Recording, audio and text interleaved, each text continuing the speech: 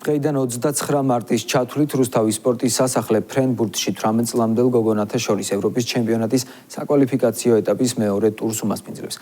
საქართველოს გოგონათა ეროვნული ნაკრები პირველ შეხვედრას დღეს 19 საათზე ავსტრიის ნაკრებთან გამართავს.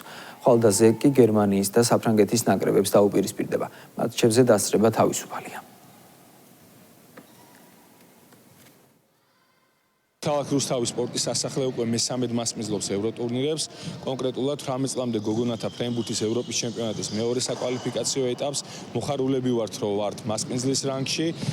ეს შენობა არის სწორედ მაგალითი, რომ ახალი ინფრასტრუქტურა გვაძლევს მსგავს შესაძლებლობებს. ტარდება მნიშვნელოვანი შეხვედრა ევროპის ჩემპიონატის შესარჩევი მეორე ეტაპი, სადაც მონაწილეობას ღებულობენ ფრანგები, საფრანგეთის ეროვნული ნაკრები, გერმანიის და ავსტრიის ეროვნული ნაკრებები, სადაც მასპინძელი ან არის საქართველო და ისევ მასპინძლობს ჩვენი ეროვნული ნაკრები. იმედოვნებთ და მჯერა იმისა, რომ ევროპის ჩემპიონატის ფინალურ ეტაპს ვითამაშებთ.